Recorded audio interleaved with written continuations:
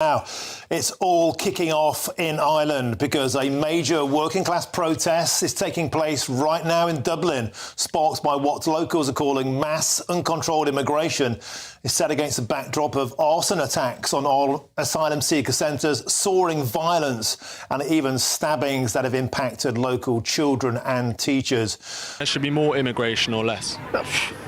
Less. You should stop it. They're not putting all these people into hotels when we've got our own people struggling, living on the streets. It's absolutely disgraceful. Roughly 500 demonstrators gathered in Dublin's city centre, outside the General Post Office, for a protest against immigration on Thursday afternoon, September 19th. The rally was held to express discontent with the Irish government's immigration policies, which protesters argue provide excessive aid to asylum seekers and refugees.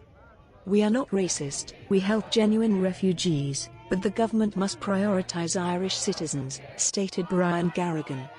An anti-immigration group called Citizens of Era is said to have organised the demonstration, bringing Irish flags and signs declaring Irish Lives Matter.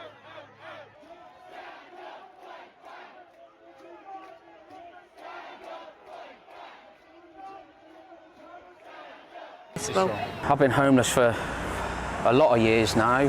How you get treated as a British citizen, you know, someone in need. I've been in there crying, and I'd openly admitted, that. And I have, pleading for help. You're not a priority. A counter-demonstration emerged on nearby Grafton Street, orchestrated by the organisation United Against Racism. This group accused the anti-immigrant protesters of being far-right loyalists and emphasised that refugees are welcome here. The Irish police intervened as both factions clashed, forming a barricade to keep the two groups apart. At this juncture, the police made at least 19 arrests among the anti-migrant protesters. No injuries were reported during the standoff. A representative of the police, known as Garda Síochána, said the arrests occurred after demonstrators refused to disperse and for non-compliance. The police spokesperson also stated that ongoing investigations are in progress and that authorities in the city centre remain on high alert. This isn't the first instance of Irish police arresting dozens of anti-migrant demonstrators. Protests and rallies have been increasing in frequency across Ireland in recent years, particularly in areas where the government plans to open new asylum centres or construct housing for refugees and asylum seekers.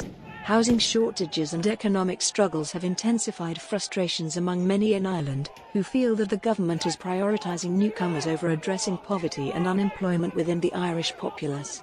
In November of last year, Dublin experienced a series of riots, which officials attributed to far-right groups. The unrest followed reports that an individual, who was born abroad but held Irish citizenship, had attacked people with a knife in the city. 4 people, including 3 children, were injured in the incident. In the first half of 2024, asylum applications in Ireland surged to 10,500, nearly double the number during the same period in 2023.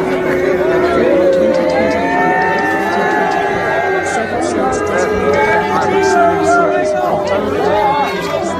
Some efforts on these sites have been accepted by demonstrators, including local residents.